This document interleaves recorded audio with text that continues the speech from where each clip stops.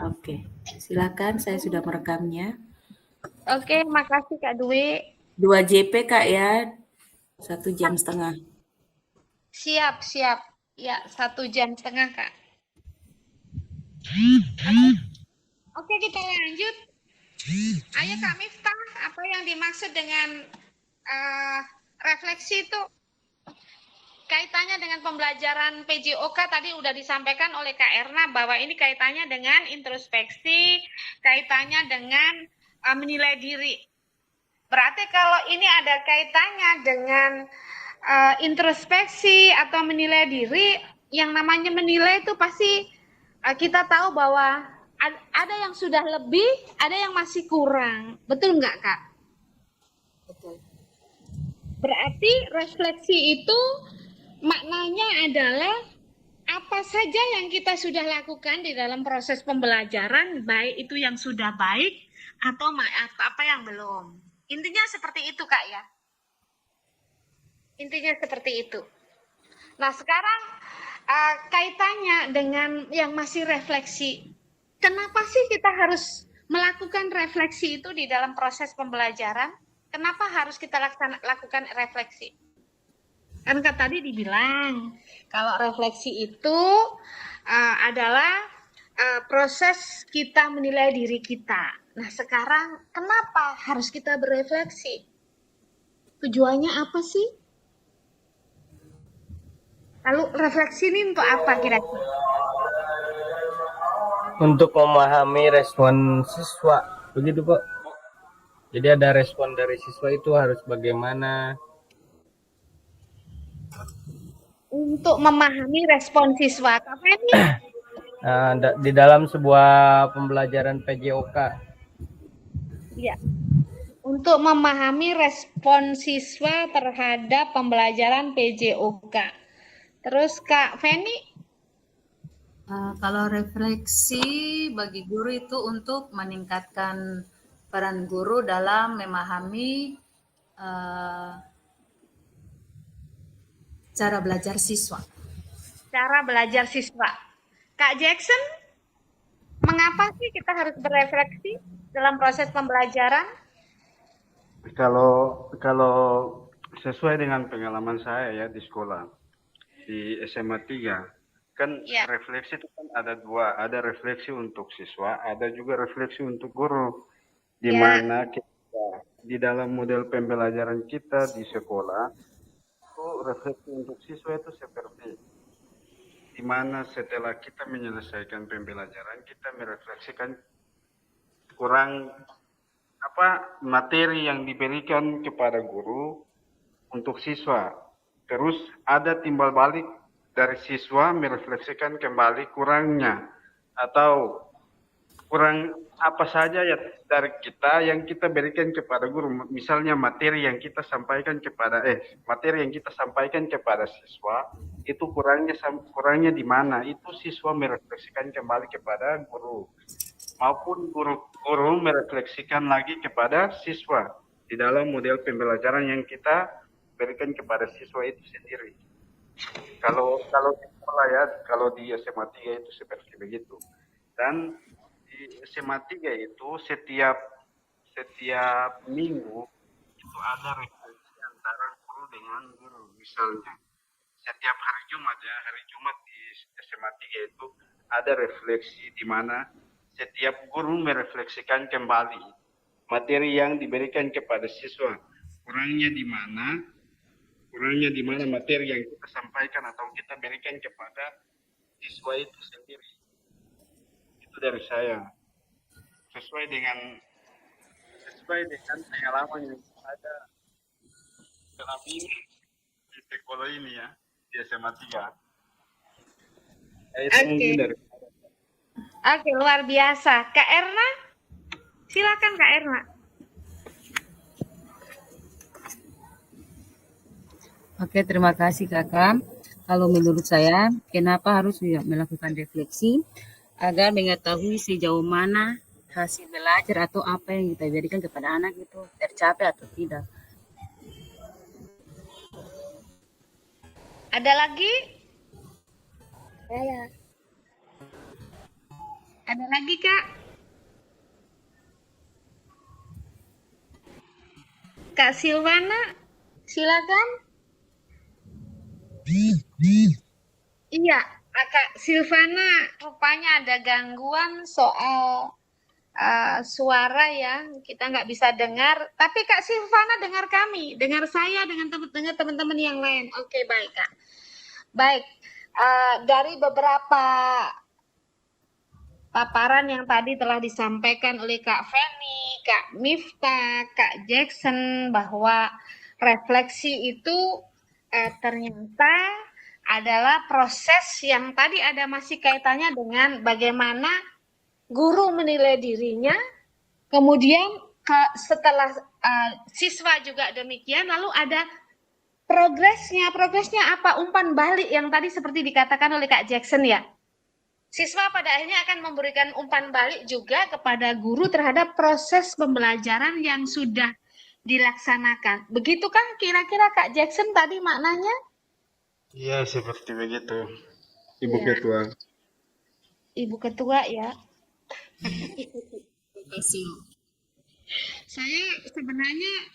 Saya bilang saya grogi ya berhadapan dengan orang-orang muda yang luar biasa. Saya merasa bahwa saya sudah paling tua nih, tapi saya mencoba untuk menyemangati kakak-kakak. Yang jelas kalau yang masih muda-muda itu pasti daya ingatnya masih kuat, luar biasa, semangatnya luar biasa. Jadi betul Kak ya bahwa di dalam refleksi pembelajaran yang kita laksanakan di kelas itu adalah kita jadi tahu apa-apa yang sudah dan apa-apa yang belum. Nah, dari proses refleksi yang sudah dilaksanakan tadi, maka kemudian ada umpan balik. Ada umpan balik yang gunanya adalah untuk perbaikan proses yang masih kurang yang kita sudah jalanin tadi. Iya kan? Lalu kemudian bagaimana penerapan refleksi itu di dalam pembelajaran kakak? Kira-kira kakak berefleksi itu kapan sih? Refleksi itu dilakukan kapan di dalam proses pembelajaran? Yuk, Setelah Kak Jackson. selesai proses pembelajaran. Setelah selesai proses pembelajaran. Kak Jackson. Kalau untuk saya ya, di setiap memberikan materi itu, ya itu di akhir pembelajaran. Jadi setelah refleksi, habis itu kesimpulannya. Jadi setelah refleksi dulu, baru kesimpulannya di akhir. Jadi kita merefleksikan dulu, habis itu baru kesimpulannya di akhirnya. Ya, Iya. itu dari saya. Kak Miftah, mungkin ada pendapat lain? Sama Ibu, begitu. Soalnya saya ada kendalanya begini Bu. Kebetulan kurikulum yang sekarang itu MIP belum ajar. Oh iya. Maksudnya pengetahuannya sudah tahu sedikit-sedikit, cuman belum pernah mengajar di kurikulum yang sekarang karena MIP pengajarnya masih di kurikulum 2013. MIP masih belum paham ini, makanya banyak melongo. Mohon maaf ini. Iya. Iya, nggak apa-apa. KR, kira-kira refleksi itu kapan dilaksanakan di dalam proses pembelajaran KR? Ya sama yang sudah di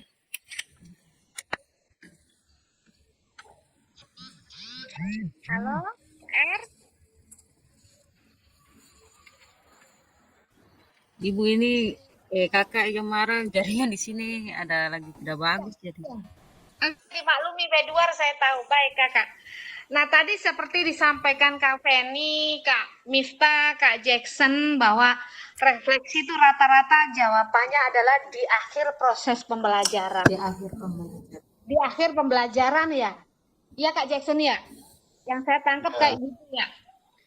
Nah, kalau refleksi itu dilaksanakan di akhir pembelajaran, kan tadi bilang bahwa proses refleksi itu adalah menilai diri, mana-mana yang kurang, mana-mana yang sudah, iya kan? Berarti setelah refleksi kan ada proses perbaikan nih. Iya kan? Nah, sekarang kalau misalnya misalkan contoh Kakak Jackson ngajar keterampilan gerak, misalkan passing ya di dalam permainan bola voli nih. Cuma 1 kali tatap muka. Misalkan mengajar passing bawah, dirancang di dalam pembelajarannya, entah itu berupa RPP atau modul, itu 1 kali tatap muka aja. Ya kan, berarti setelah kalau melakukan refleksi di akhir pembelajaran, tadi ada progresnya, ada umpan balik, jadi akan ada perbaikan pada pembelajaran berikutnya. Tetapi sekarang kalau tatap muka itu cuma 1 kali. Kira-kira kemudian progresnya setelah refleksi, oh saya tahu nih, waktu ngajar passing bawah tadi ternyata saya masih kurang di sini. Tetapi itu cuma 1 tatap muka, berarti setelah refleksi, kira-kira bisa ditindaklanjuti nggak? Dalam posisi seperti ini, kira-kira refleksi pas nggak kalau ditempatkan di akhir? Kalau misalkan pertemuannya 2 kali ya, contohnya minggu ini saya ngajar passing bawah, pertemuan pertama. Ini 2 kali pertemuan, misalkan satu modul itu dipakai 2 kali pertemuan. Setelah proses pembelajaran, kakak melakukan refleksi, ternyata butuh perbaikan, berarti pada pembelajaran berikutnya akan ada perbaikan. Iya kan Kak? Tetapi kalau ini masalahnya, cuma 1 kali pertemuan, setelah refleksi ini mau diapain ini? Kan nggak ada pertemuan lagi. Tetapi kita harus melakukan refleksi. Ada yang bisa memberikan gambaran? Kemungkinan Bu, kalau misalnya kejadiannya kayak gitu, refleksinya kan itu di akhir. Terus ada kekurangannya nih. Ada kekurangan. Kalau misalnya ada kekurangan, mungkin ada tambahan waktu kan, maksudnya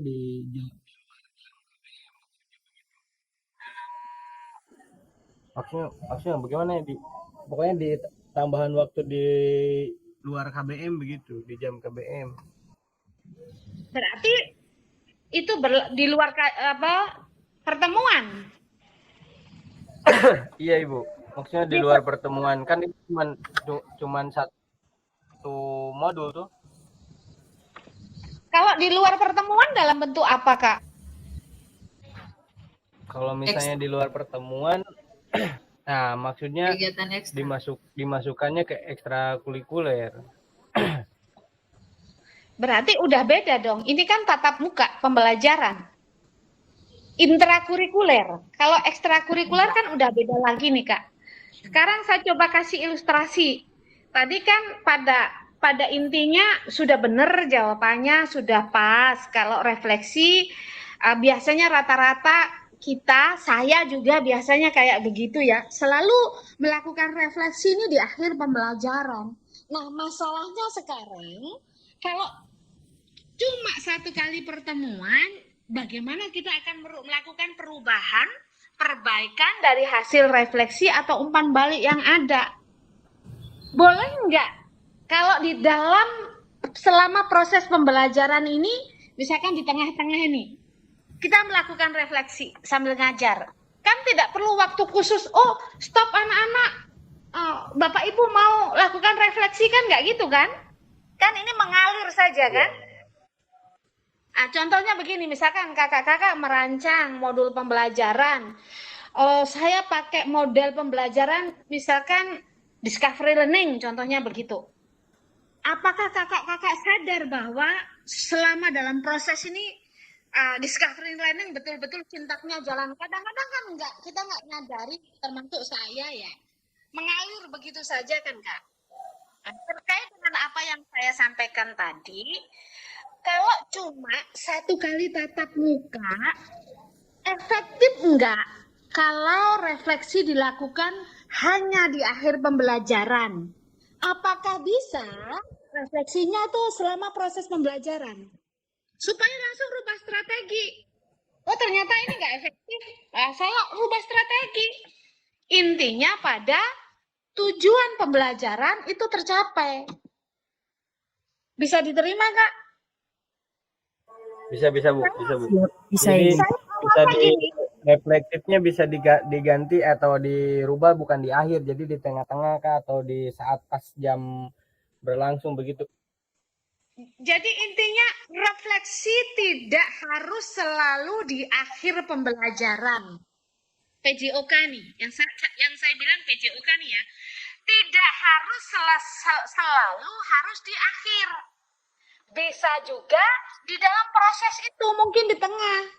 Ini kondisinya ketika kita mengajar hanya 1 kali pertemuan. Kan berarti nggak ada pertemuan berikutnya untuk menindaklanjuti hasil refleksi yang berupa umpan balik tadi, ya kan? Bisa dimengerti, bisa maksud ditangkap Kakak penjelasan saya.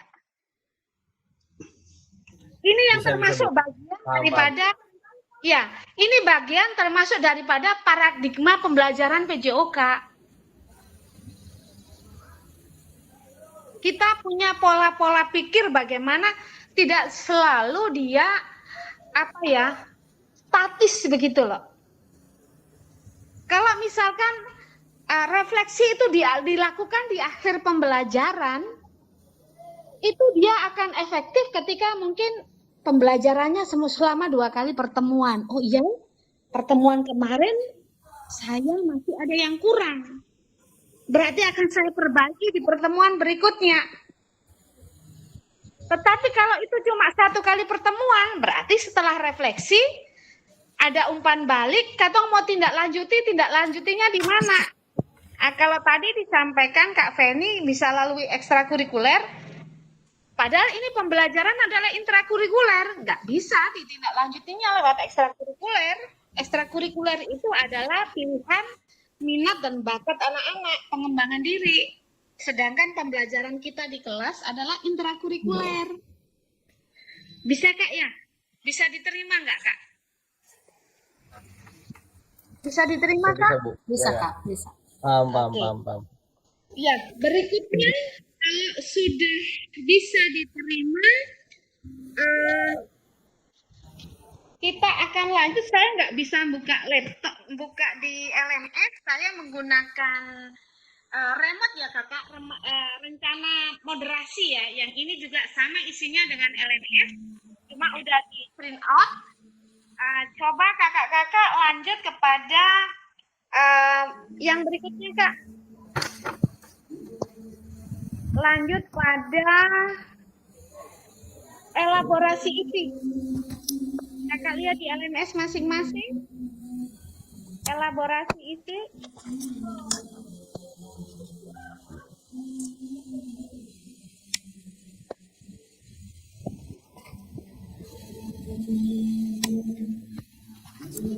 Sudah Kak, sudah dapat? Belum dapat? Sudah Bu. Jackson sudah?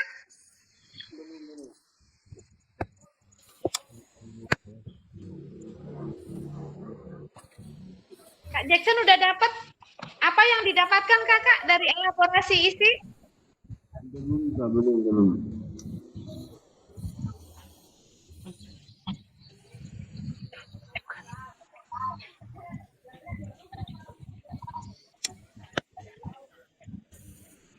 Elaborasi isi.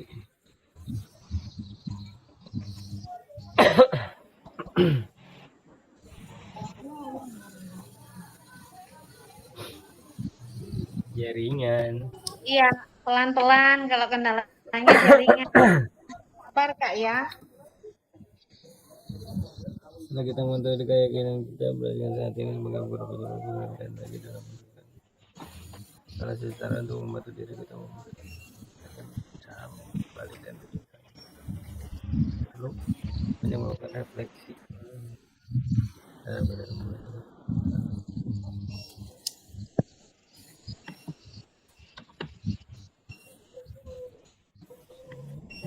Dibuka Kak, apa yang kakak-kakak dapatkan dari iya, apa itu Kak yang didapatkan?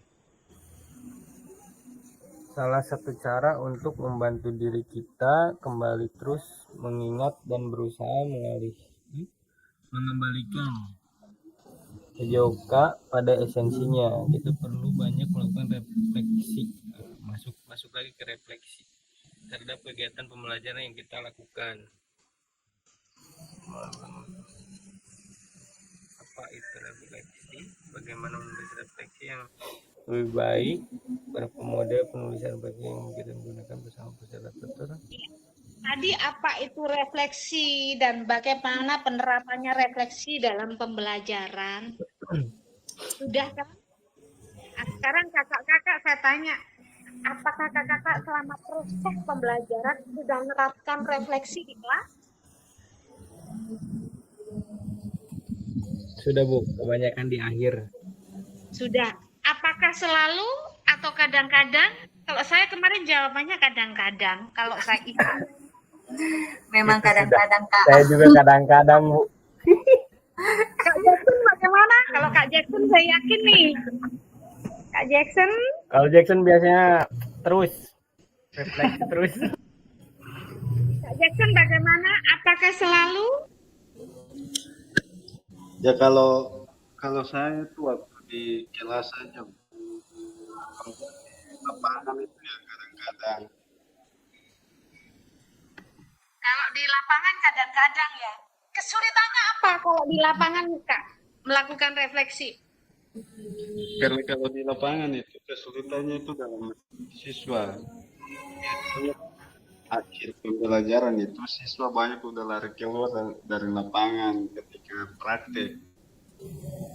Begitu Kak ya? Karena biasanya kan di lapangan itu kan selesai materinya, berikan kesempatan untuk siswa untuk ya praktek, passing bawah, passing atas. Setelah itu kan langsung ke game. Jadi kesulitannya dalam mengatur siswa aja itu. Kesulitannya dalam mengatur siswa. Iya. Kalau kesulitannya dalam mengatur siswa, berarti kendalanya di pengelolaan kelas ya Kak? Iya. Apakah siswanya mungkin terlalu banyak? Kalau di SMA 3 itu misalnya satu hari misalnya jadwal untuk KBM-nya itu misalnya kalau hari Senin itu kelas 10 itu biasanya itu ada 2 kelas. Terus kelas 11 itu biasanya ada 2 kelas lagi. Terus kalau kelas 12 itu kan kita pisahkan. Nantinya Iya. kalau kelas 10 11 kita gabungkan jadi satu. Digabungkan dua kelas digabung jadi satu. Iya. Efektif enggak Kak itu kira-kira? Kalau di sini ya biasanya kan sistem KBM-nya itu kan langsung di lapangan. Iya. Jarang baru di kelas. Jadi sistemnya langsung ke lapangan aja. Jadi mengajarnya pun di lapangan, prakteknya pun di lapangan. Iya. Lalu Kak Feni, saya mau tanya di Kak Feni, ini kalau Kak Jackson, Kak Miftah, Kak Erna di jenjang SMA ya. Kalau Kak Silvana di jenjang apa? Kak Silvana. SD sama SD. SD. Kalau di jenjang SD bagaimana? Kalau di jenjang SD sama tiap hari, karena kita sekolah 5 hari, berarti ada 1 hari yang 2 kelas digabungkan. 2 kelas digabungkan ya Kak ya? Iya, kalau di sekolah saya, karena sekolahnya hanya 5 hari. Sekolahnya 5 hari. Iya. Pengalaman Kak Feni selama ini, bagaimana mengajarkan PJOK di jenjang SD itu bagaimana? Yang Menyenangkan. Kak Feni rasakan. Kalau mengajar PJOK di SD mungkin beda ya sama di SMA, karena di SD itu kita lebih ke permainan. Karena anak-anak, apalagi untuk kelas bawah, kelas 1, 2, 3, lebih ke permainan. Jadi kita harus berusaha untuk menciptakan suasana yang menyenangkan bagi mereka. Suasana yang menyenangkan.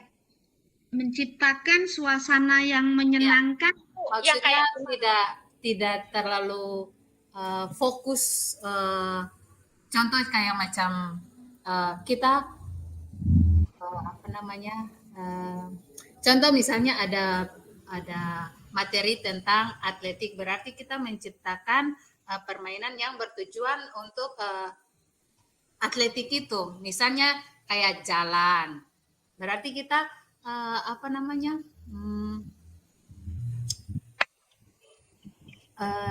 Permainan yang seru begitu agar menarik perhatian mereka, untuk karena kebanyakan anak-anak untuk anak-anak kelas 1 kalau misalnya terlalu membebani mereka juga mereka malas untuk olahraga.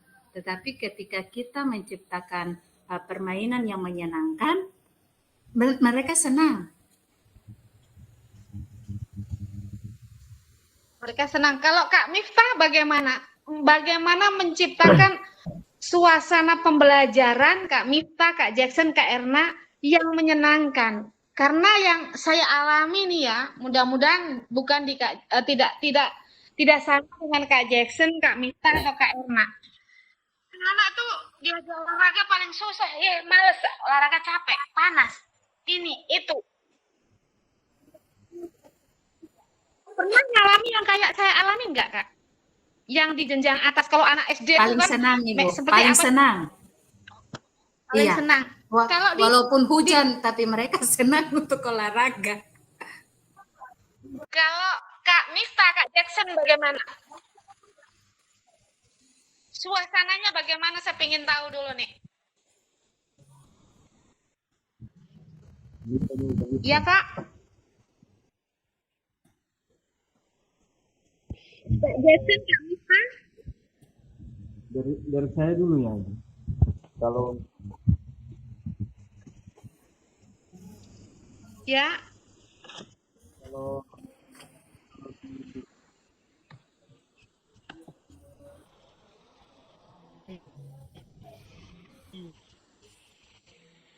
Kak Jackson, nggak dengar suaranya, Kak.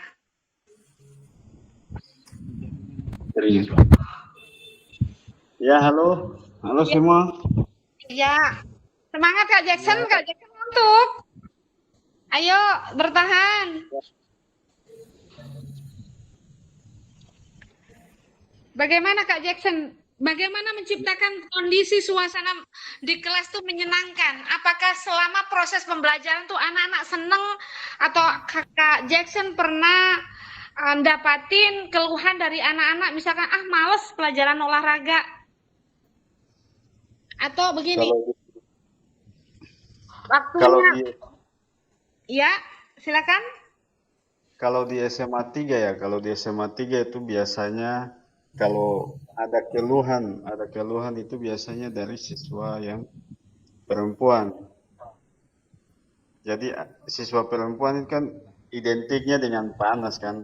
Kalau siswa SMA kan udah ya masa-masa remajanya kan. Jadi ya kalau untuk disuruh untuk praktek di lapangan itu biasanya mengeluhnya adalah panas.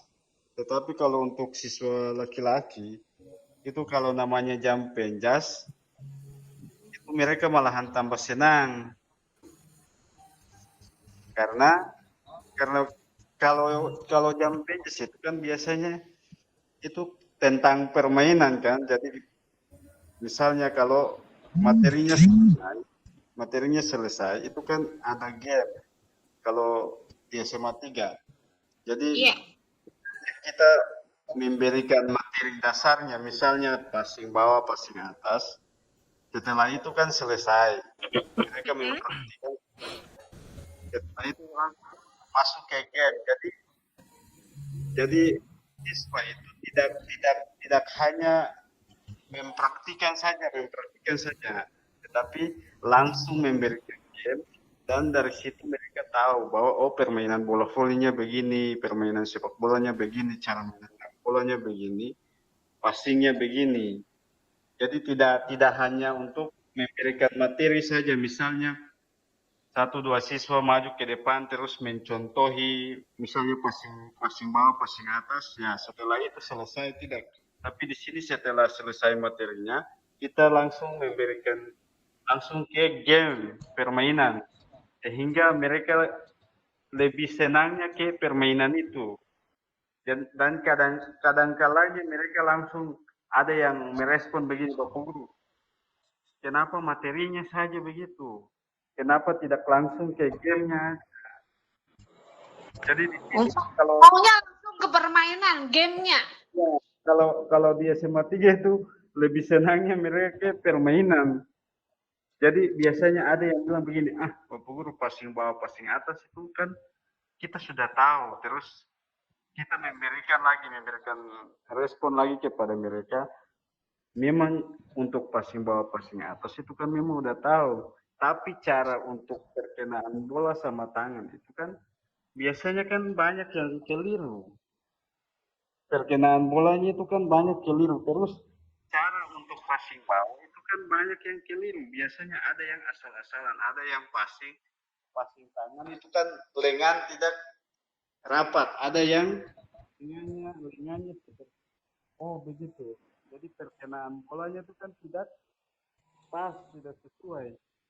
Jadi setelah selesai untuk praktik, kita memberikan praktik misalnya passing bawah, passing atas selesai sesuai dengan kecepatan mereka masing-masing. Setelah itu baru mereka lanjut ke permainan.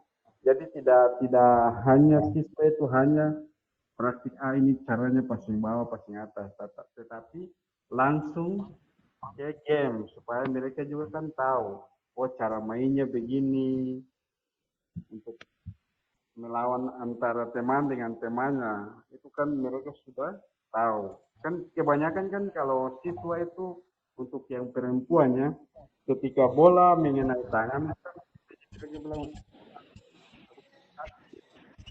tapi setelah mereka terbiasa dengan latihan passing bawah passing atas itu rasa ingin tahunya dari mereka itu kan ke game itu.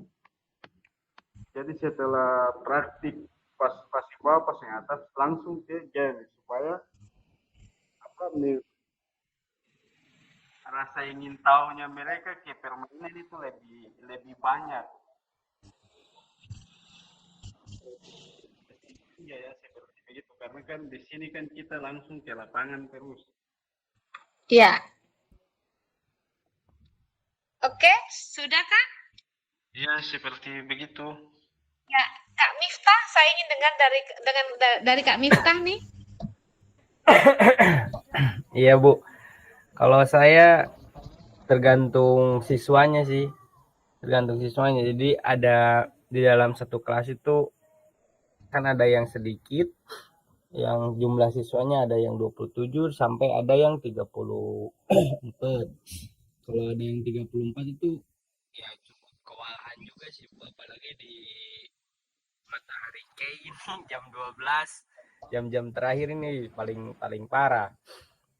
Kendalanya itu paling yaitu kendalanya dari panas atau materinya sama yang kayak pajak itu. Ih Pak Guru kenapa apa ulang-ulang terus kayak passing bawah kayak gitu ulang-ulang terus begitu. Jadi pengennya kayak game tapi kebanyakan itu dari siswa perempuan yang kurang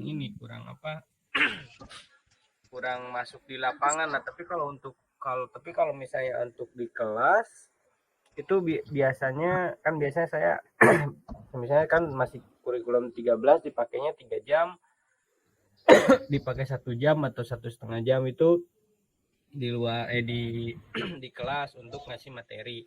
Nah pas di luar lapangan pas kebetulan pas prakteknya kendalanya itu biasanya dari sana, dari panasnya, dari cuaca atau dari siswa perempuan. Apalagi siswa laki-laki yang suka bilang sudah main game saja, main game itu yang teknik dasar itu nggak bisa begitu. Tapi ya kenyataan pasti langsung game pernah saya kasih langsung game itu tidak ada, kayak contohnya lah apa main volley, saya kasih langsung game pasang net langsung game, dia ya begitulah Bu, sama passingnya itu tidak pas dengan tangan, tidak di tengah-tengah begitu, malah saya malah main-main saja. Nah, kalau begitu pada saat proses pembelajaran nih, tadi Kak Jackson dengan Kak Miftah ada yang sempat saya simak nih, ada satu bagian yang hampir sama, yaitu terkait antusias siswa perempuan bahwa ketika sudah turun ke lapangan panas, mereka kurang aktif lagi. Seperti itu Kak ya? Ya. Lalu Iya, kemudian iya, iya. ketika mereka tidak aktif, mereka ngapain? Apakah Kalau mereka untuk tetap di kelas atau mereka aktivitas sendiri atau bagaimana Kak mereka? kalau untuk siswa yang di saya itu tetap aja di lapangan.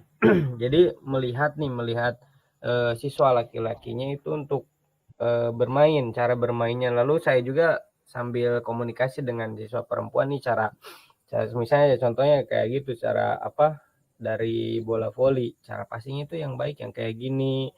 Kan bola itu tidak hanya tidak hanya dipakainya cuma satu, jadi ada yang bermain, dan kalau yang belum bisa itu biasanya siswa perempuan itu di bawah pohon itu ya ikut passing-passing begitu. Jadi saya mantaunya itu ada yang di lapangan dan ada yang di bawah pohon yang di apa belajar teknik awal itu. Oke.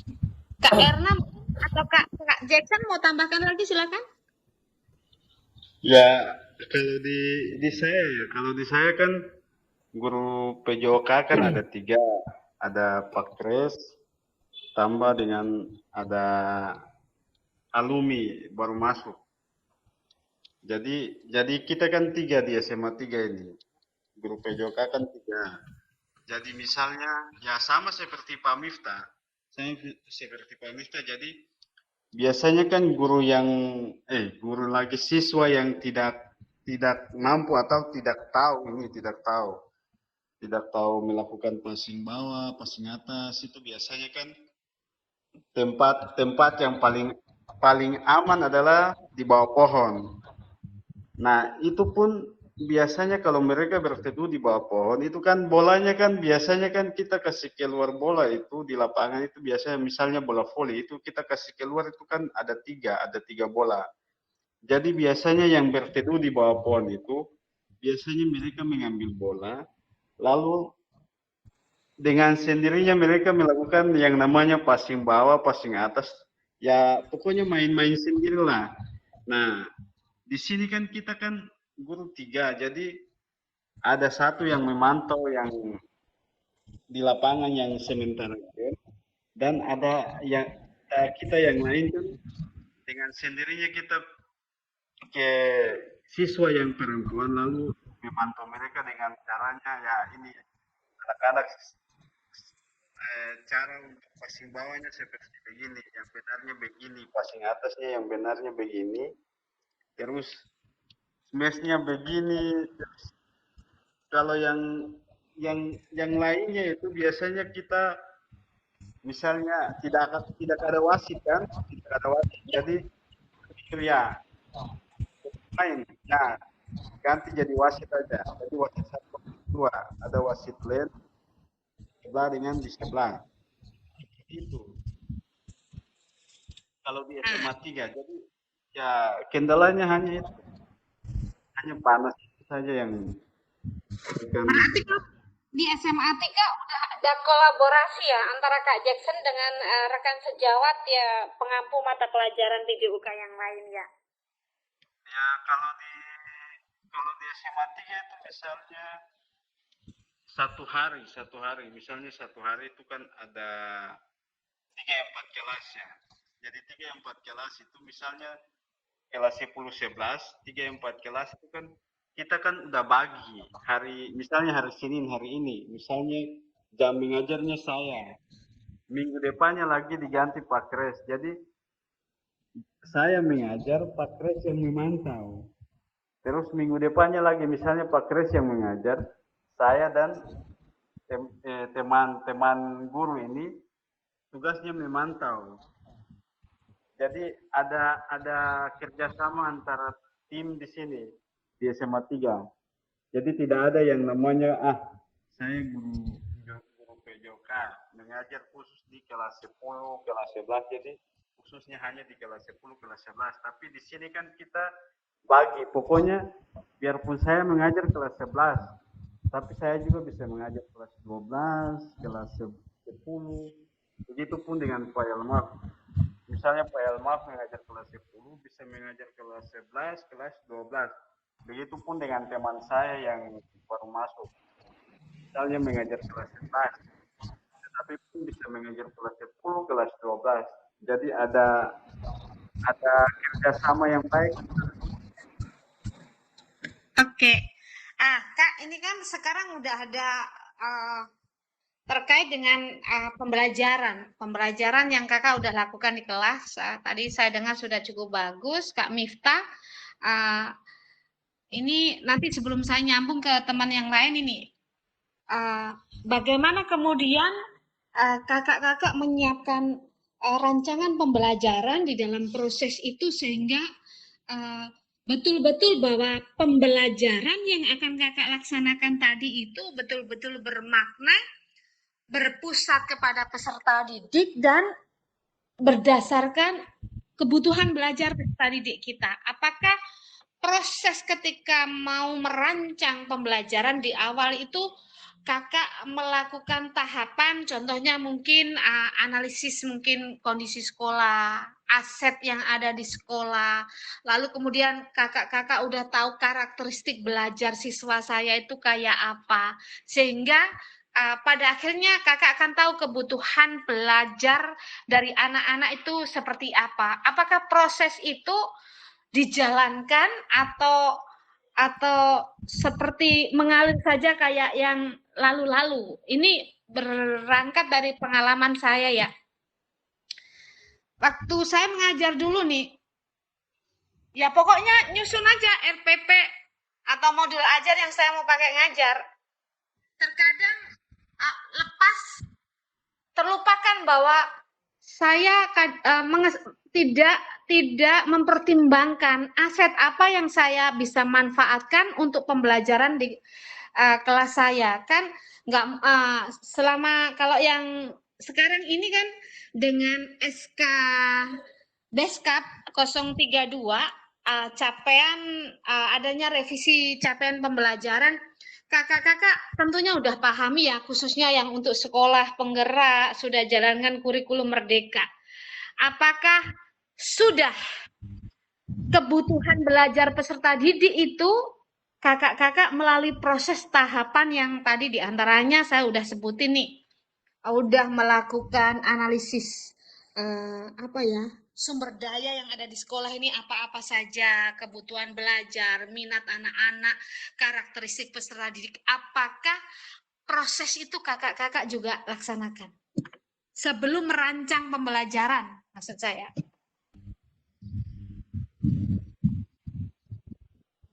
Kan kurikulum merdeka ini kita harus kebutuhan belajar peserta didik ini lebih utama, lalu pembelajaran ini adalah yang berpihak kepada peserta didik, berpusat centered learning student learning center ya, pembelajaran yang berpusat pada peserta didik. Apakah proses menuju ke sana ini kakak-kakak sudah melalui tahap-tahapannya? Mungkin kakak Erna Wedwar SMA 8, apakah tahapan dalam merancang pembelajaran itu semua langkah-langkah itu kakak udah lalui nih? Karena tujuannya adalah kita akan menyiapkan pembelajaran di kelas kita yang berpusat pada peserta didik dan pembelajaran yang bermakna. Apalagi dengan kurikulum merdeka ini mengisyaratkan bahwa kita menyiapkan pembelajaran berdiferensiasi. Nah, diferensiasi ini nantinya akan kita bahas lagi bahwa ada 3 hal pokok kalau dalam pembelajaran diferensiasi yang nantinya akan di pertemuan berikutnya nanti akan kita bahas, yaitu terkait konten, proses, dan produknya. Itu nanti tapi pada pertemuan yang berikutnya Kakak ya, belum sekarang. Yang saya hanya ingin ketahui dari kakak-kakak baik yang di jenjang SD, SMP maupun SMA dalam proses merancang pembelajaran di kelas itu tahapan yang tadi saya sampaikan tuh udah kakak lalui?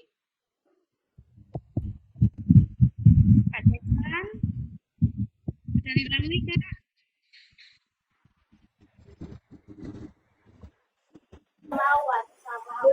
Kalau untuk MIP sih kebetulan pada saat mau bikin RPP Ya, kebetulan kan dari kelas 11 ke kelas dari kelas 11-nya bukan bukan MIP yang ajar. Nah, MIP paling tanya ke guru yang sudahnya saja, yang guru kelas 11-nya. Ini kekurangannya di mana sama kelanjutannya bagaimana. Meskipun MIP juga belum masuk yang kelas sekarang juga, yang kelas 12 sekarang belum masuk di kurikulum Merdeka, masih kurikulum 2013. Kami coba tanya saja ke yang guru kelas 11-nya, kekurangan dari kelas ini ke kelas ini apa. Jadi MIP tidak melanjutkan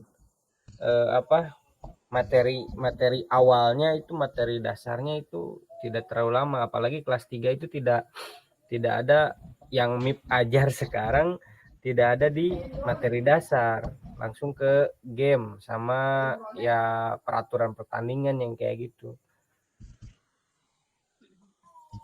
Kak Erna, silakan Kak Erna. Halo Kak Erna. Ibu mohon maaf, MIP izin sambil minum ya. Oh boleh, silakan. Kak Erna, Kak Dewi, selamat malam. Kak Dewi baru bergabung. Kak Feni, mungkin ada yang mau disampaikan, silakan terkait apa yang saya sampaikan tadi. Apakah udah dalam merancang pembelajaran tuh melalui proses tahapan kayak tadi, analisis aset yang ada di sekolah, sumber daya apa, lalu melakukan asesmen awal, lalu kemudian tahu karakteristik peserta didiknya, terus baru kemudian tahap selanjutnya kakak melakukan membuat perencanaan pembelajaran, baik itu berupa modul ataupun RPP. Apakah tahap-tahap itu Kak Feni juga udah lakukan atau belum? Kalau kemarin saya jawab saya belum, jujur aja tidak semuanya saya lakukan. Tiba-tiba aja pokoknya saya nyusun RPP dengan modul. Saya kemarin jujur saja di event kemarin saya itu semacam saya merasa bahwa itu adalah bentuk pengakuan dosa. Karena setelah pelajari, oh ternyata saya harus gini. Ternyata saya belum banyak melakukan hal-hal ini. Silakan Kak Feni, mudah-mudahan pengalamannya nggak sama dengan saya ya.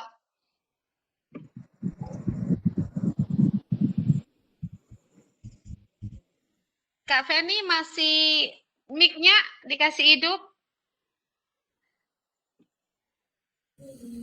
Iya, selama ini memang tahap-tahap itu belum terlalu dipahami, Bu.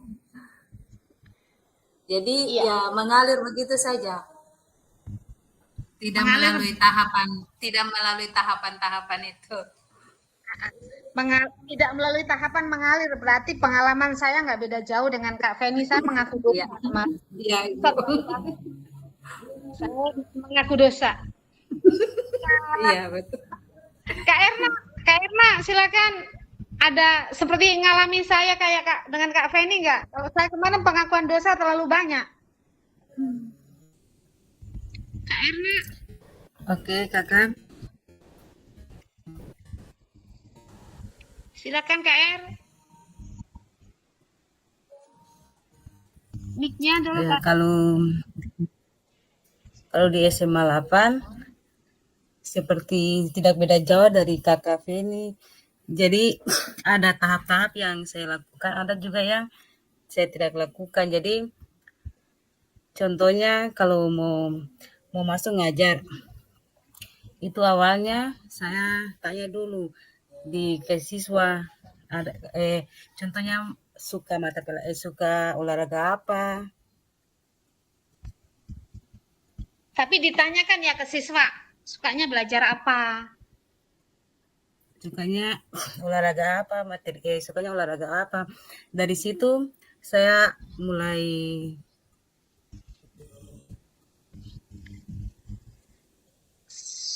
Mulai melakukan perubahan, Kak. Kakak izin ya, ini saya baca saja karena saya nggak bisa share screen. Mudah-mudahan esok kita tatap maya udah normal, kita akan bermain dengan Jambot dengan menyenangkan di dalam LMS.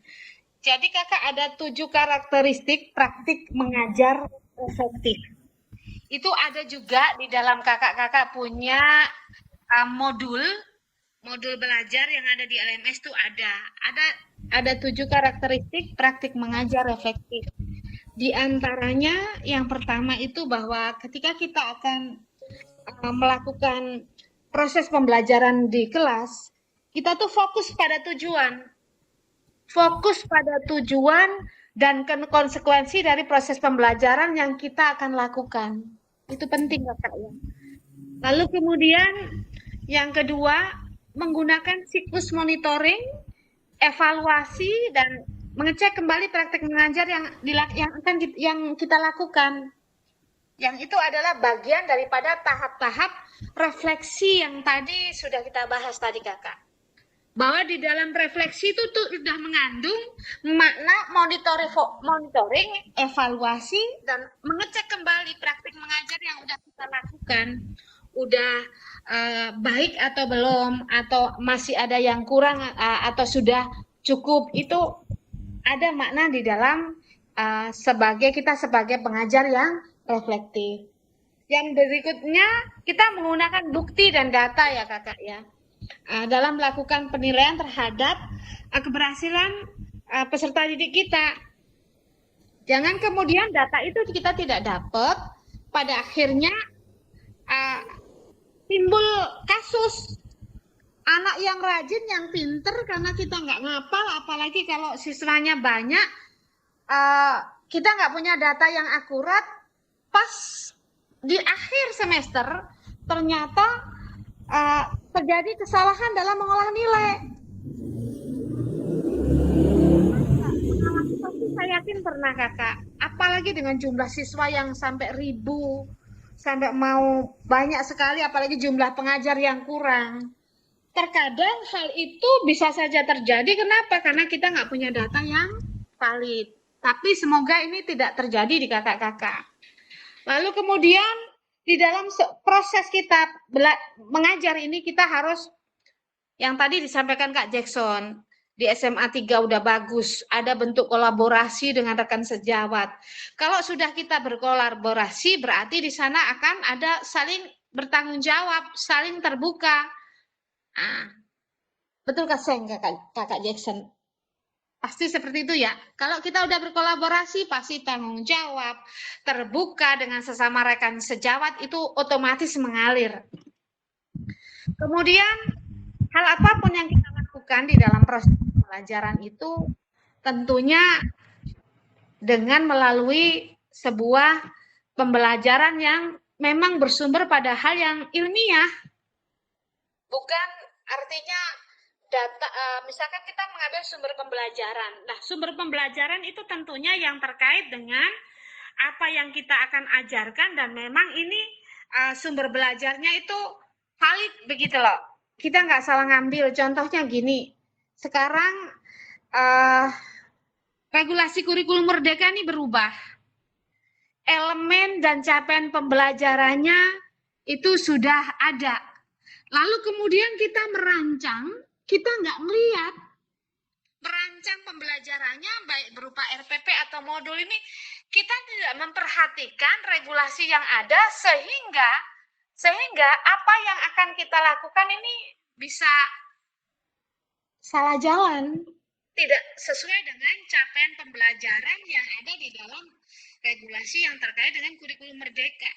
Nah, kakak-kakak, tentunya kan proses pembelajaran tahun pembelajaran ajaran baru ini udah jalan ya dari bulan Juli sampai sekarang September. Sudahkah kakak-kakak dalam merancang pembelajarannya sesuai dengan regulasi yang terbaru? Regulasi yang terbaru itu kalau struktur kurikulumnya Permendikbudristek nomor 12 tahun 2024 itu secara umum. Tetapi yang lebih mengerucut adalah pada SKBSK 032 yang isinya tentang revisi capaian pembelajaran. Sudah kakak-kakak lihat? Kakak minta Belum. pengakuan. Belum, Bu. Contohnya nih, fase E atau kelas 10 di kurikulum Merdeka. Itu elemen yang pertama terampil bergerak. Capaian pembelajaran dari elemen terampil bergerak itu, kakak-kakak, tidak mengatakan hal yang spesifik. Oh, yang kita mau ajarkan ini bola sepak bola, oh bola voli, atau bola basket, atau atletik, enggak kakak. Di sana disebutkan bahwa untuk fase E, capaian pembelajaran dari elemen terampil bergerak itu adalah merancang. Dan bla bla bla selanjutnya, keterampilan gerak yang spesifik. Nah, keterampilan gerak apa yang mau kita ajarkan? Kembali yang tadi saya sebut, melihat aset, kondisi, karakteristik, kebutuhan minat belajar anak-anak. Misalkan nih, di W2 nggak punya lapangan basket, ya jangan ngajar bola basket. Betulkah tidak? Di Kak Mista nggak punya kolam renang, ya jangan ngajar berenang. Betul Keseng? Karena di sana bunyinya kakak mengajar keterampilan gerak spesifik. Apakah keterampilan gerak apa? Tentunya sesuaikan dengan kondisi yang ada di sekolah. Bisa dipahami kakak?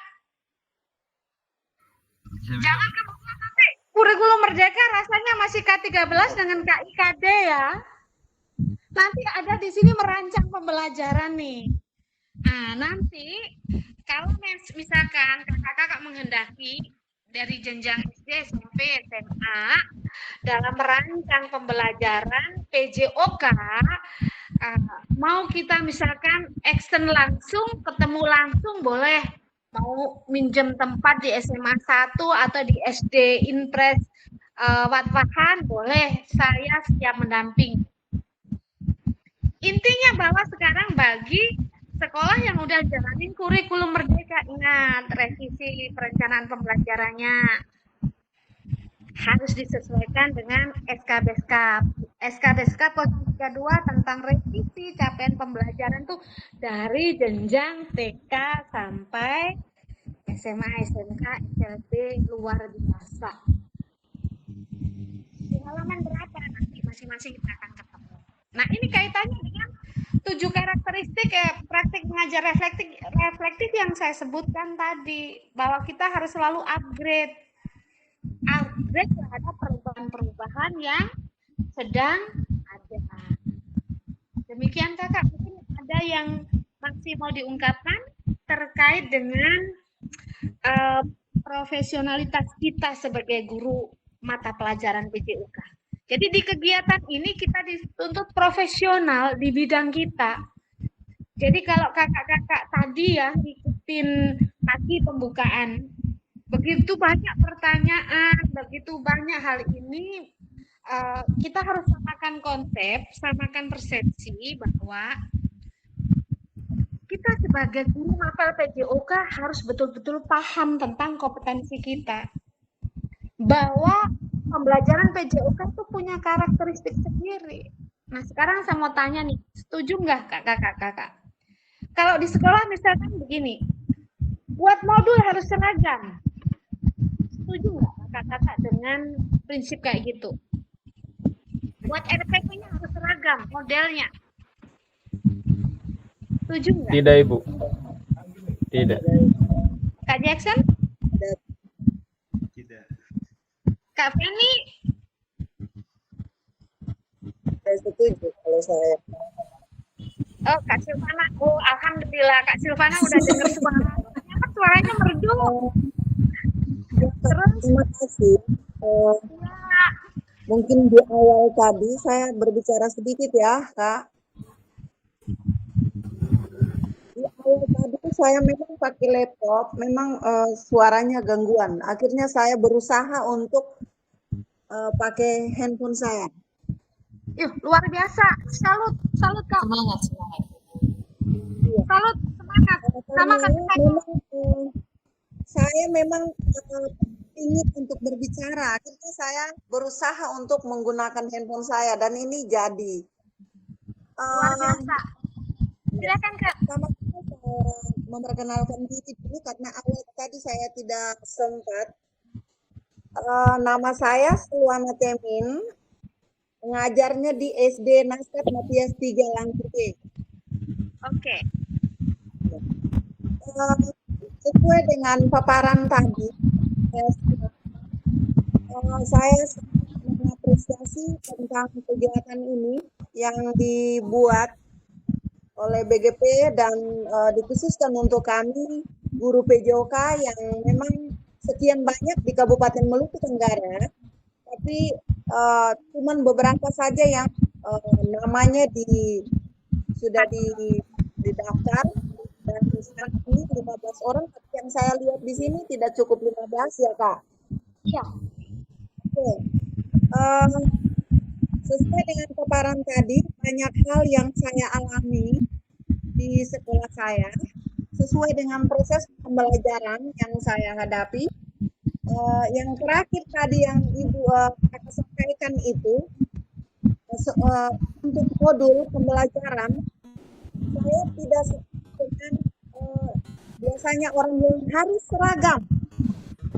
Modul pembelajarannya harus seragam, tapi kalau menurut saya menyusun modul pembelajaran ini sesuai dengan karakteristik di sekolah saya. Jadi tidak sama. Kadang saya minta dari teman-teman yang lain, tapi saya tidak langsung menggunakan. Saya lihat dulu cocok nggak dengan karakteristik yang ada di sekolah ini, terutama peserta didik, kebutuhan peserta didik. Begitu. Ada lagi Itu Kak? menurut saya. Ada lagi Kak? Sebenarnya masih banyak sih, cuman sudah kelewat. Terlewatkan ya Kakak ya. Tadi saya paling menyesal, aduh Kak Silvana kenapa ini suaranya saya ingin dengar suara Kak Silvana, tapi bersyukur bahwa saya sudah bisa dengar suara Kak Silvana. Nah sekarang Kak Dewi ya, saya izin ke Kak Dewi. Kak Dewi bagaimana Kak Dewi? Selamat malam Kak Dewi.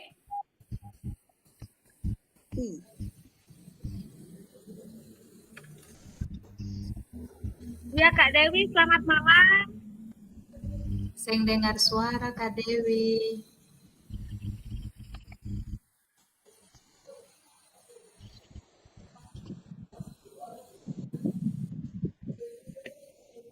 Kak Dewi nggak dengar suara ya. Jadi saya juga sepakat dengan teman-teman kakak-kakak yang tadi udah sampaikan ya, bahwa di dalam merancang pembelajaran di kelas kitalah yang tahu kebutuhannya. Karena RPP atau modul yang kita siapkan untuk mengajar di kelas ini untuk kita bekerja, melaksanakan tugas, mengajar di kelas. Jadi kalau ada prinsip bahwa buat modul harus seragam, buat RPP harus seragam, itu tidak pas bagi saya. Karena kebutuhannya berbeda antara mapel yang satu dengan mapel yang lain. Nah, itu yang perlu saya sampaikan, dan kemarin juga saya sudah sampaikan di pengawas setelah selesai kegiatan lapor Bapak Kacap, jangan lagi kalau pengawas turun tuh ini kenapa begini, kenapa tidak sama, kepala sekolah lagi begitu, ini harus seragam. Tidak ada kata harus seragam, kakak-kakak disesuaikan dengan kebutuhan akan pembelajaran kakak-kakak di kelas. Nah, itu yang terpenting. Intinya bahwa tujuan pembelajaran yang kita sudah rencanakan di dalam perencanaan pembelajaran kita ini dapat dicapai. Intinya di sana. Bagaimana bisa mencapainya? Tentunya dengan melewati proses yang tadi udah disampaikan oleh Kak Jackson juga, bahwa kita akan mengajarkan sesuatu sesuai dengan situasi, kondisi, aset yang ada di sekolah, karakteristik peserta didik kita, dan kebutuhan belajar anak-anak. Kebutuhan belajar anak-anak ini dari mana? Kemampuan awalnya ini kita harus kita harus tahu kakak-kakak ya, kenapa harus kemampuan awal peserta didik ini kita harus tahu. Jangan kemudian ketika kita merencanakan perencanaan pembelajaran, kita di dalam melakukan asesmen, kita salah menetapkan kriteria. Kriterianya terlalu tinggi. Pasti kalau kriterianya terlalu tinggi, tidak akan tercapai. Dan satu hal saya mau titipkan di kakak-kakak bahwa KKTP. KKTP ini bukan untuk menentukan siswa itu tuntas atau tidak. Tetapi KKTP itu adalah untuk melihat perkembangan keberhasilan peserta didik kita. Ada di tahap mana, fase mana. Berkembangkah? Cakapkah? Mahirkah? Dan selanjutnya. Jadi kalau dulu kan KKM ya, oh siswa saya nggak tuntas karena KKM saya 70. Kalau KKTP ini bukan untuk menentukan tuntas atau tidak tuntas, tetapi menentukan fase perkembangan belajar anak-anak kita. Oh dia masih ada di tahap berkembang nih. Kalau dia masih ada di tahap berkembang, tindak lanjutnya pasti ada yang akan diberikan kepada peserta didik. Nah, ini yang harus kita pahami semua supaya di dalam melaksanakan proses pembelajaran di kelas bisa semuanya berjalan dengan baik. Lalu kakak-kakak, saya sampaikan satu lagi terkait dengan praktik pembelajaran yang pada umumnya dilaksanakan oleh kita. Ini saya alami kakak-kakak ya, ini saya alami. Ketika kita mengajar sesuai dengan ketika kita mengajar ya, melupakan tentang yang pertama. Kita tidak melakukan kita tidak tahu apa yang ada sumber daya apa yang di sekolah. Pada akhirnya akan merancang pembelajaran yang kurang tepat. Contohnya yang tadi saya bilang, nggak ada lapangan bola basket, ya jangan ngajar bola basket. Kalau di kurikulum Merdeka seperti itu kakak ya. Oh berarti saya mengajar apa keterampilan geraknya? Keterampilan gerak ini tentunya disesuaikan dengan perkembangan peserta didik. Di jenjang SD, oh dia lihat capaian pembelajarannya, CP, capaian pembelajaran per elemen, dari setiap fase itu dia berbeda. Dari setiap kelas itu dia berbeda. Untuk itu, saya berpesan kepada kakak-kakak, mungkin ini bisa nanti menjadi PR yang memang tidak ada di dalam LMS. Tolong buka untuk SK Beskap 032 sehingga kakak akan bisa merancang pembelajaran sesuai kebutuhan. Jangan sampai salah dalam melakukan merancang perencanaan pembelajaran yang akan kakak-kakak lakukan. Kemarin itu waktu saya dan teman-teman pada saat melakukan proses perencanaan pembelajaran tuh paling seru kakak, paling seru. Awalnya tuh diskusinya sangat apa ya, sangat alot. Karena kita semua menyampaikan bahwa rata-rata menggunakan RPP atau modul itu ya copy paste lah. Paling berubah sedikit-sedikit aja. Ini sekali lagi saya mengaku dosa. Dosa saya paling banyak. Ketika saya mengikuti PKG tuh jujur saja biasanya saling ini di grup. Waduh, kita ini ternyata banyak dosa ya. Tetapi setelah mengikuti ini, ternyata merancang pembelajaran sesuai dengan kebutuhan peserta didik itu nggak susah. Ternyata begitu kemarin setelah kita mengikuti dengan baik, mengalir begitu saja. Oh, bahwa merancang pembelajaran mau RPP atau modul itu ternyata tidak ribet. Intinya yang pertama apalah? Regulasinya kita pegang dulu. Biasanya jarang orang kakak ya menyusun, misalkan membuat RPP modul itu, yang penting kita ada referensinya berupa buku guru. Sudah kita buat RPP atau modul. Tetapi dilupakan satu adalah soal yang mendasari.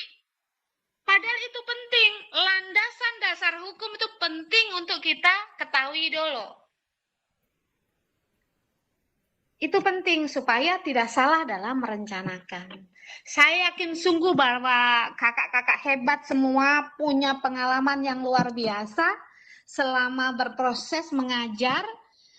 Saya tidak pandang ini baru atau lama, tidak. Yang jelas semuanya guru-guru hebat. Guru-guru luar biasa.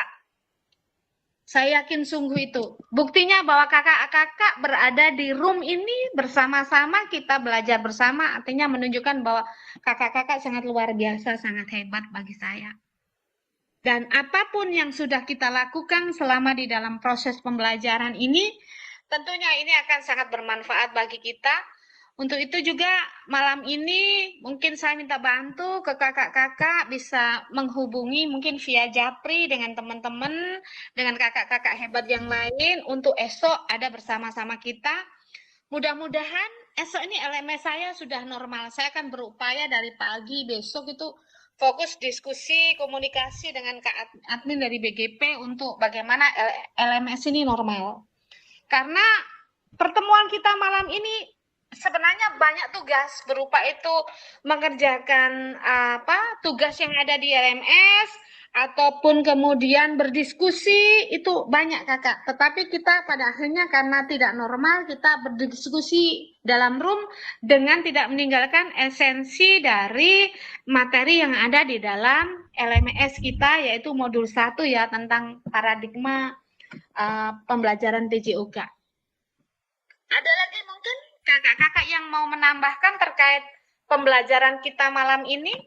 Silakan kakak-kakak. Masih ada waktu sekitar 18 menit.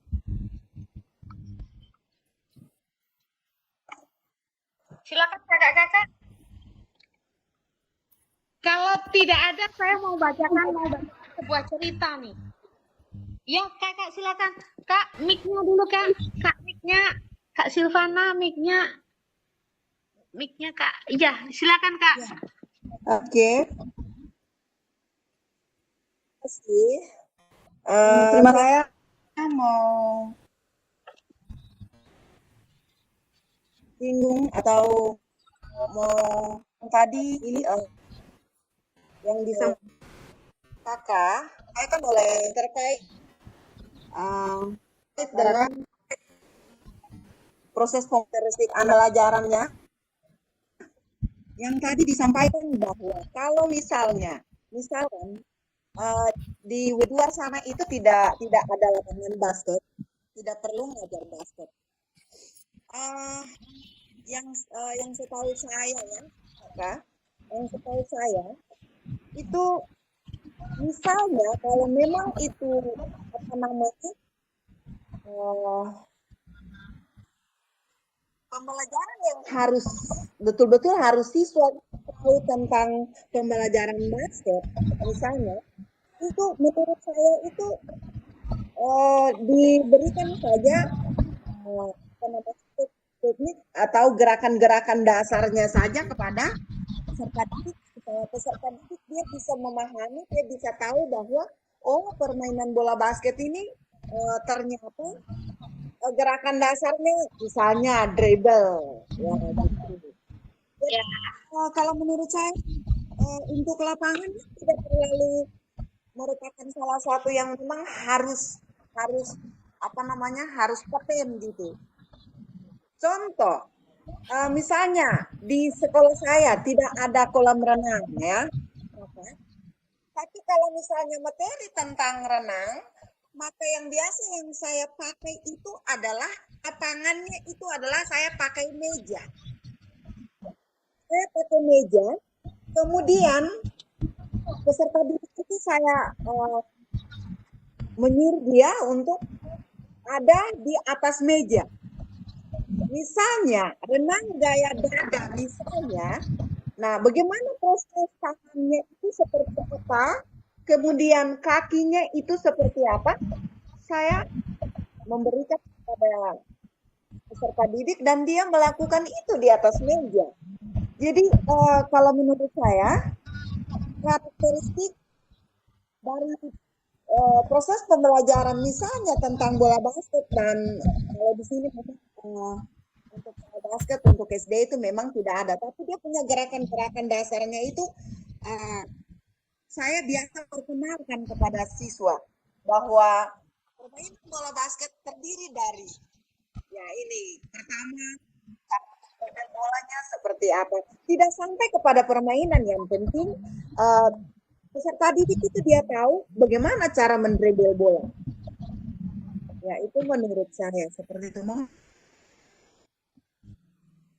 Ya, ada mungkin yang mau tanggapi? Terima kasih. Iya, Kak Jackson silakan. Lagi. Kasih.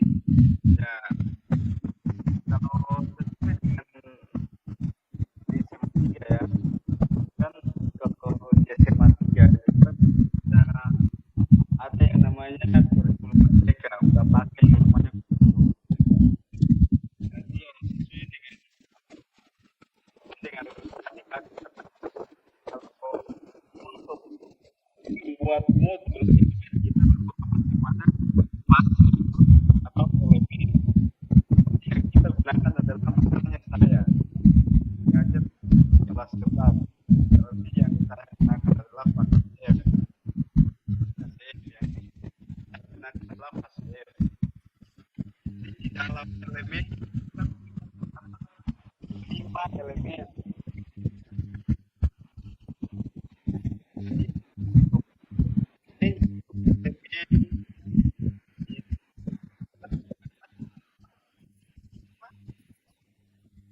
Kita masih kan elemennya kan sudah tercantum IP atensinya pun ada di dalam M kita masing-masing. Jadi Pak Jack, suaranya kurang jelas, putus-putus itu. Kak Jack, putus-putus Kak Jack. ya bagaimana Oke, mantap. Lanjut, Kak. kalau kalau tempat tiga ya, kalau tempat tiga kita sudah menggunakan mereka, jadi tidak lagi menggunakan yang namanya K13. Jadi untuk ya sesuai dengan yang tadi yang kakak katakan kan, untuk kita membuat modul kita lakukan kepada kelas yang kita mau. Misalnya saya ya, yang pastinya saya menggunakan yang namanya pasir. Jadi pasir di dalam ada yang namanya elemennya atau indikatornya untuk kertasnya. Jadi di dalam elemennya itu kan ada 5 elemen yang kita gunakan. Yang satunya tentang yang tadi kakak sebutkan salah satunya itu. Nah, di dalam situ kan patokannya kepada sekolah kita masing-masing. Tentang sarana yang kita gunakan di dalam sekolah, kebutuhan sekolah, yang kita berfokus kepada itu. Kalau misalnya SMA 3 ada lapangan basket, tetapi kalau SMA 3 ada biar lapangan basket ada ringnya, namanya saja ada lapangan basket. Nah, sini kita buat modul mengajar kita berfokus kepada lapangan ada siswa yang namanya siswa yang buat khusus proses yang seperti itu. Nah, di sini lapangan basket seperti ya kan. Jadi yang tadinya ada materi basket. Nah, materi basket itu kita ganti jalan, lari, lompat. Pada kita kan ketika di basket kita kan apa yang kita pilih di sekolah ini kita nah, sekolah ini ini karena persoalan kita kan dan kita mau kasih masuk materi renang kan tidak mungkin karena di dalam sekolah itu kan tidak ada yang nah, tidak mungkin kita memberikan praktik di sekolah kepada siswa dalam memberikan praktik di sekolah ya, siswa tahu kan akhir dengan kita memberikan praktik misalnya cara misalnya bola basket ini memberikan praktik dasarnya ya teknik dasar ini tanpa ada jaring atau ada jaringnya memberikan atau kita melakukan kepada siswa kan tidak mungkin kan kita sarana prasarana kita juga nah itu yang kami dapat di SMA 3 kan kemudian kita dalam menggunakan yang namanya aktivitas monitor menggunakan mereka itu bukan 13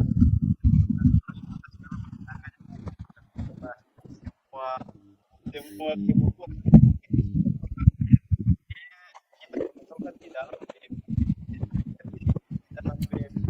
ada pun ajar dari semua materi pun ada di dalam emailnya dan kita kerjakan aja sesuai dengan Oke Kak, masih ada lagi Kak Jackson yang mau disampaikan? ya mungkin Oke, makasih Kak Jackson juga Kak Silvana. Kembali saya sampaikan ya, ada satu perbedaan yang prinsip antara K13 dengan kurikulum merdeka. Kalau di K13 itu KIKD-nya udah dipasang. Misalkan contohnya kalau di jenjang mungkin setiap jenjang hampir sama ya. Di sana kompetensi dasarnya misalkan mempraktikkan salah satu permainan olahraga beregu bola besar. Itu kayak di K13 kan kayak gitu ya Kak ya.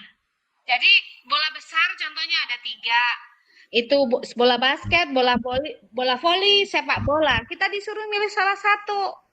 Milih salah satu ini akan pasti berkaitan dengan sarana prasarana yang ada di sekolah. Itu dulu.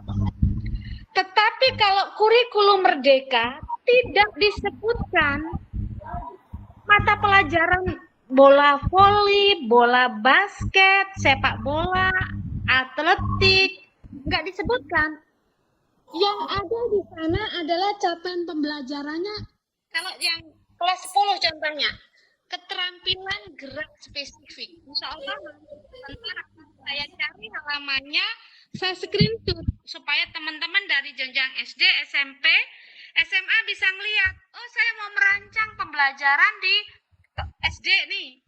Kurikulum merdeka di SD, di kelas ini, elemennya ini, CP-nya ini. Jadi nggak bisa keluar dari sana kakak, karena CP ini udah ditetapkan oleh pemerintah. Nah dari CP ini nanti kita analisis untuk kita kemudian buat tujuan pembelajaran. Dari tujuan pembelajaran yang sudah dirumuskan melalui kalimat yang ada di CP ini akan kita urutkan mana yang kira-kira kita mau ajarkan duluan nih. Itu yang disebut ATP, bukan dari TP kemudian buat lagi TP kecil-kecil. Bukan yang kayak gitu. Jadi untuk di kurikulum merdeka itu nggak disebutkan secara spesifik harus mengajar mata pelajaran apa kayak di kurikulum 2013. Itu yang pertama, Kak. Seperti tadi disampaikan oleh Kak Silvana. Misalkan tadi saya sebutkan ya, contohnya di SMA Negeri 8 Maluku Tenggara di Weduar sana, nggak memiliki lapangan bola basket. Jadi jangan merancang pembelajaran untuk bola basket. Karena di sana yang diminta adalah merancang keterampilan gerak spesifik. Kira-kira dari kemudian kondisi lingkungan sekolah di Weduar, di sana itu oh dekat pantai. Oh, kalau begitu saya mau ngajar keterampilan gerak berlari. Atau mungkin karena dekat pantai di sekolah lapangan bola volinya itu kemudian banyak berbatu, saya mau arahkan ke bola voli pantai. Jadi dirancang boleh, karena yang diminta apa? Keterampilan gerak spesifik. Dia tidak mengatakan harus menuju cabur tertentu. Begitu ya kakak, beda dengan K13. Kalau K13 sebutkan sekali kompetensi dasar yang akan kita ajarkan. Nah, untuk itu kenapa tadi saya bilang ketika kita akan merancang pembelajaran di kelas kita, dasarnya, landasannya yang berupa regulasi yang kita akan pakai ini betul-betul kita tahu. Supaya tidak salah di dalam merancang pembelajaran. Begitu kakak, kira-kira bisa diterima kak? Apa yang beta sampaikan? Atau masih kira-kira ada yang kurang pas Kak Silvana? Kak Silvana kenal dengan Pak John ya? Saya dapat nomornya dari Pak John Koliaan. Saya kasih masuk di grup. Iya. Oke. Nah, Kak Silvana bagaimana? Bisa diterima atau masih ada yang rasa kurang pas? bisa diterima. Karena kalau ada perbandingan, ada perbedaan antara K13 dengan Ya, primer. betul. Jadi yang saya bicarakan itu adalah lebih fokus ke K13. Ya, Nah, kalau betul. memang bicara tentang yang baru disampaikan oleh kakak tadi, ya oke. Kami di sekolah kami ini memang primer baru jalan saja 1 semester ini, jadi memang kami belum terlalu memahami. Iya. Informasi ini penting kakak ya buat saya. Informasi ini penting buat saya karena ke depan akan ada materi dalam kita akan merancang pembelajaran, itu ada. Jadi di tatap muka juga nanti itu akan ada proses-proses seperti itu. Jadi kemarin yang awalnya saya guru SMK, saya nggak bisa membuat perancangan pembelajaran untuk jenjang SD, SMP. Setelah ikut ini saya jadi ngerti dan bisa. Bahkan saya ngajar di SD juga SMP bisa. Jadi nggak ada kata saya spesialis hanya ngajar SMK, itu nggak ada. Karena di S1 kita itu kan bunyinya Sarjana Pendidikan Olahraga Kesehatan ya. Nggak ada lanjutannya Sarjana Pendidikan Olahraga Kesehatan SMK, kan nggak ada. Jadi saya pun bisa jadi guru SD. Dari mana saya bisa? Dari sini nih, dari PKG PJOK. Ternyata kita paling asik belajar banyak hal. Dan kita akan kolaborasi dan belajar sama-sama. Kak Erna sudah ngantuk ya? Kayaknya Kak Erna udah W2 terasa sunyi dan dingin ini. Oke kakak-kakak, malam ini kita akan akhiri pertemuan kita sampai di sini. Kita akan ketemu esok. Lalu saya mau mengingatkan untuk kakak-kakak, esok itu dilihat LMS-nya. Saya akan selalu mengingatkan di grup bahwa ada tugas